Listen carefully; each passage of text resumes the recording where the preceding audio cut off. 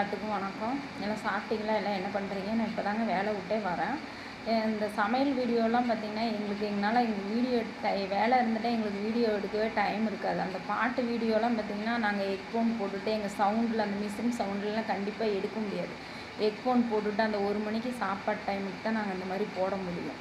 அப்போ என் ஃப்ரெண்டுக்கு அது ஒரு ஆர்வமாக இருந்தது. நீ போடுறதுனால நானும் போடுறேன்னா அப்படின்னா அவள் செல்லில் அந்த சேனல் ஒன்று நான் ஆரம்பித்து கொடுத்து அதில் பாட்டாக போடுடி, அதுதான் நமக்கு டைம் ஒத்து வரும். அப்புறம் மித்த டைமில் வீட்டில் இருக்க டைமில் நீ உனக்கு பிடிச்சதை போடு, இந்த டைமில் பாட்டு மட்டும் போடு. ஏன்னா எங்களோட வேலை அப்படி, அதனால் அது போட்டுட்டு இருந்தது. அதுக்கு யாராவது அவங்க தெரிஞ்சவங்க இதெல்லாம் ஒரு மூஞ்சின்னு இதெல்லாம் போய் பாட்டு போட்டு யார் கேட்குறது அப்படின்னாங்க. ஏங்க நம்ம ஒரு செயல் செய்கிறதுக்கும் நம்மளோட அழகுக்கும் இதுக்கு என்னங்க சம்மந்தம்? இது சின்ன சின்ன விஷயத்துக்கெலாம் போய் ஆனால் எப்போ தாங்க அந்த பொம்பளை பிள்ளைங்களுக்கு ஒரு பிரச்சனை இல்லாமல் எப்போ தாங்க பிழைக்க முடியும்? எப்போ தாங்க மேலே போக முடியும்? எல்லாரும் மனுஷங்க தாங்க. இதில் அழகு என்னென்ன? பெரும்பாலும் ஒருத்தங்களை கண்ணை பார்த்து தாங்க பேச சொல்லியிருக்காங்க. அவங்க அழகையோ எதையுமோ ஒருத்தங்க பார்த்து பேச சொல்கிறது இல்லை. வீடியோ பிடிச்சா லைக் பண்ணுங்கள், மறக்காமல் சேனலை சப்ஸ்கிரைப் பண்ணுங்கள். ஏங்க நாங்களாம் போடக்கூடாதா?